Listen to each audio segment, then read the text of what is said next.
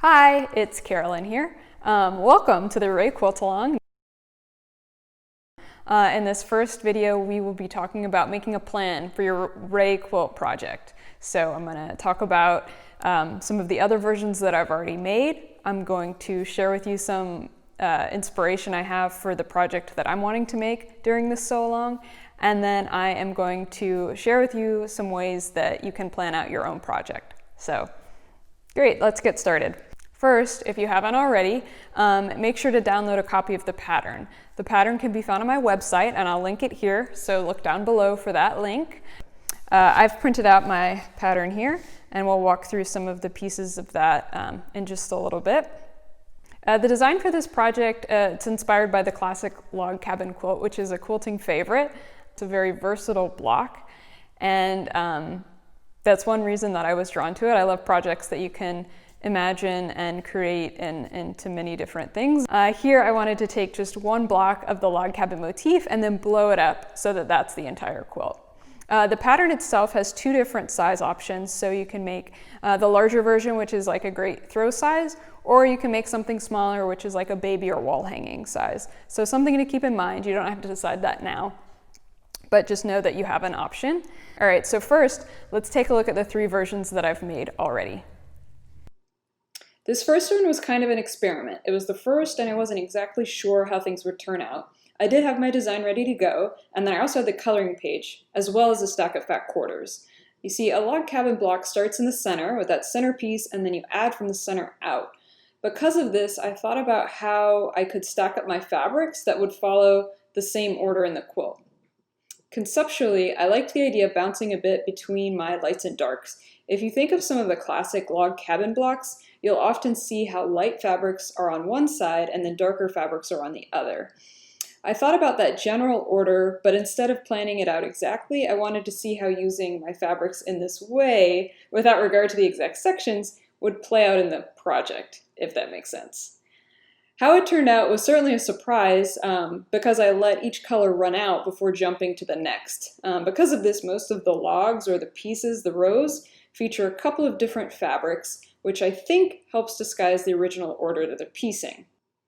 I did override this rule in the center. Those pieces are much smaller, and had I used up all of one fabric before moving on to the next, there would be more adjoining sections that match. I wanted more of a mix in the center, and so I bounced a bit between the first few fabrics as I cut those center pieces. And then to tie things all together, I used big stitch hand quilting in dark threads and diagonal rows across the quilt. With there being so much play between the various fabrics and colors, I like how this repetitive element brings harmony to the project.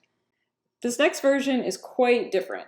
It's a bit more classic in the sense that it's orderly, and it looks kind of like a log cabin, right? That's what I wanted. After the wildness of the first version, I thought it'd be fun to swing the other direction and to plan this one out.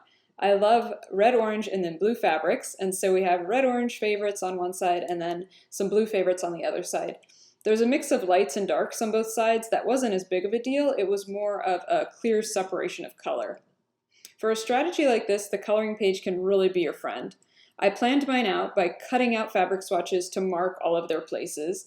I did end up switching a couple in the end, but it pretty much stayed the same. I loved the hand quilting aspect so much in my first version that I'm using it here too.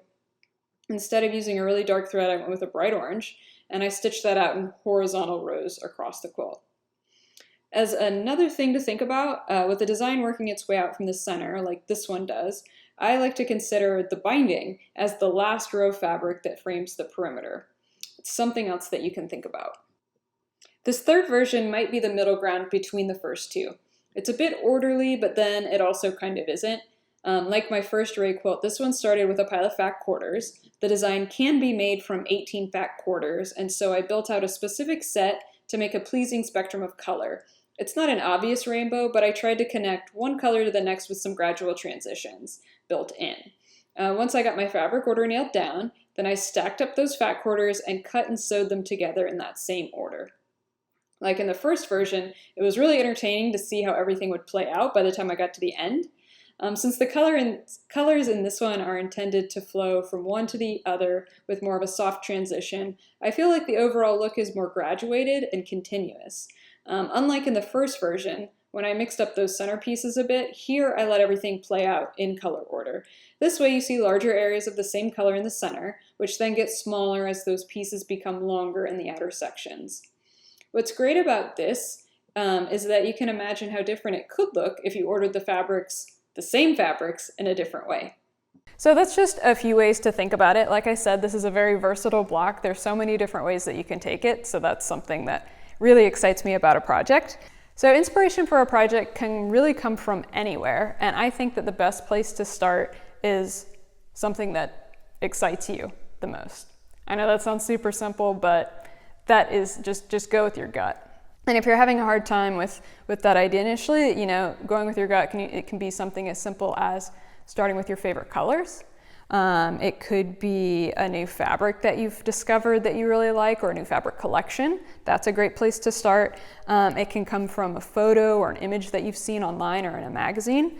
It can really come from anywhere. So the idea is just to kind of keep your eyes open and something that jumps out at you is a great place to start.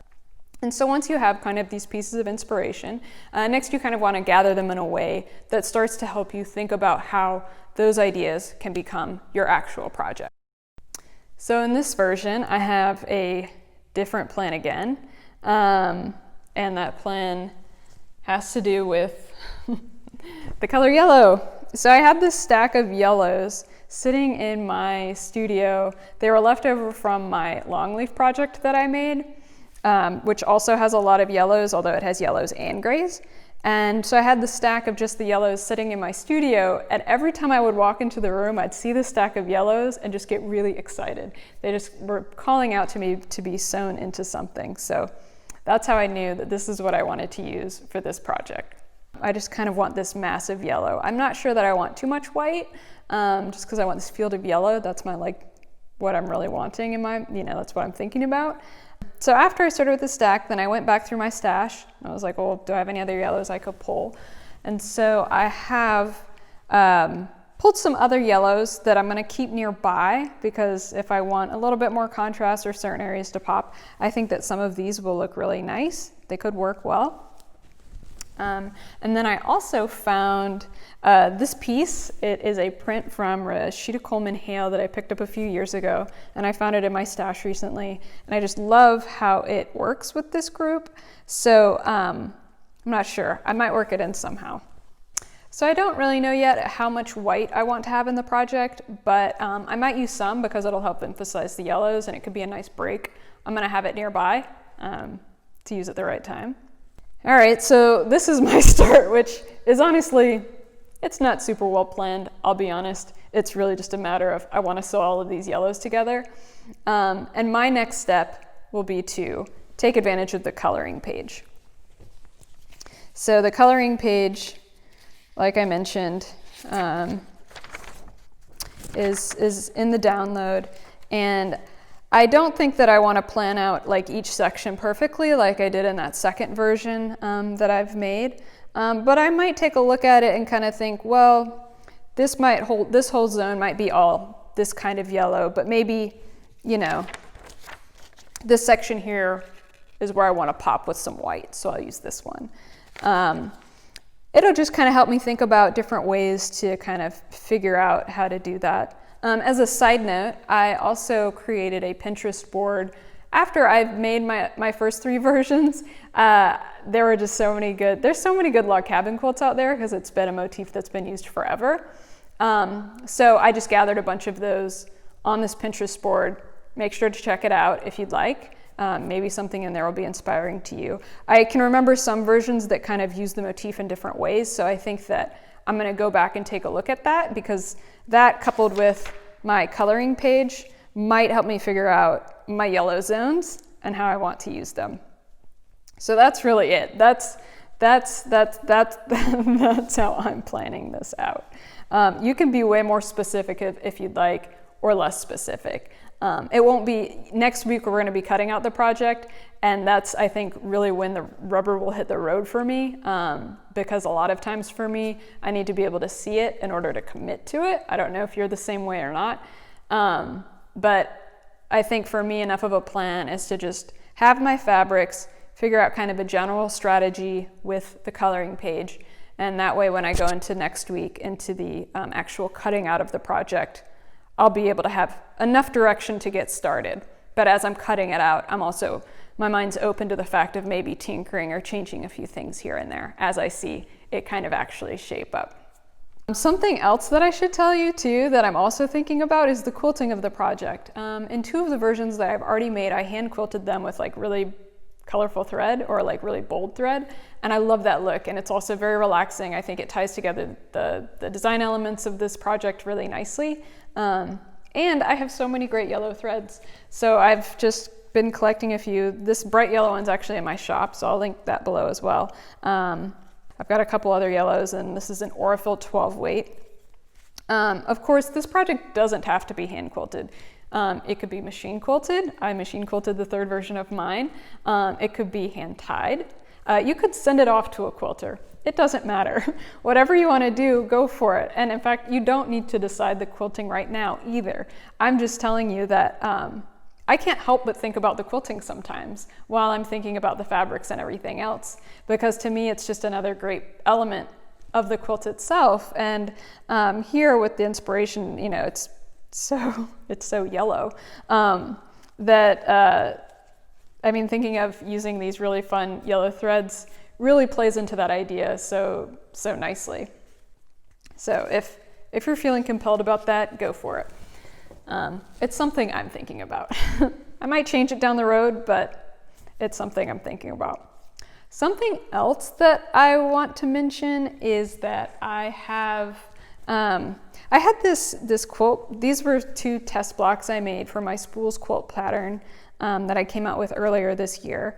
And I have had this hanging in my office for months and months and months. I just love this block. I like the colors. I don't know, it just really makes me happy. And I saw it the other day while I was sitting in my office, and I was thinking about how I actually kind of like the idea of incorporating that into this project. A lot of times my test blocks, when I'm testing out different design ideas, they can just end up hanging on a wall in my office or in a box full of blocks, whatever. They kind of just sit in limbo. And so one thing I try to do is be more aware of these things and how I can maybe incorporate them into projects so that they actually get sewn into something and used. And when I looked at this block again recently, I realized that it might be nice to incorporate it into this project. I don't think I'll incorporate it on the front of the project, although you certainly could include piece projects. In fact, I am going to include some special piecing, but I'll leave that as a teaser for next week. But I was thinking about this. It might make a really nice quilt label for the back. And so I'm actually kind of putting it with my pile of yellows as a reminder to possibly incorporate it into the backing of the quilt, or maybe the quilt label. It's something I'm thinking about.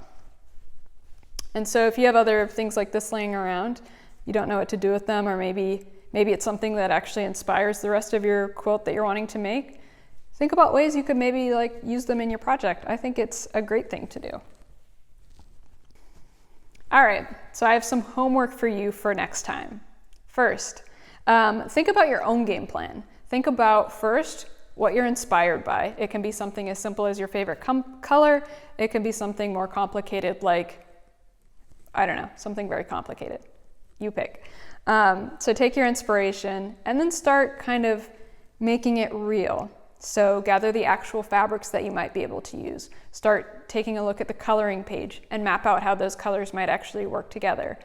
Maybe put together a Pinterest board of inspiring other log cabins or other ways colors are put together, something that's helping you shape the project that you want to make. Start gathering those things together. Move in a direction that you are most excited about. I think that's always the best way to do a project. Also, don't forget to download the pattern, which is linked below, and next week we'll start cutting it out.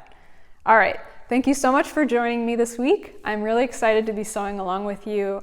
Make sure to leave comments below. I'd love to know what you're thinking about with your project, things that are your hang-ups or things that you're excited about. Are you a planner? Do you like to make everything really perfect at first, or you kind of leave things a little open-ended like I tend to do? Let me know. I'd love to know. So anyway, thank you so much. Have a great week, and I'll see you next time.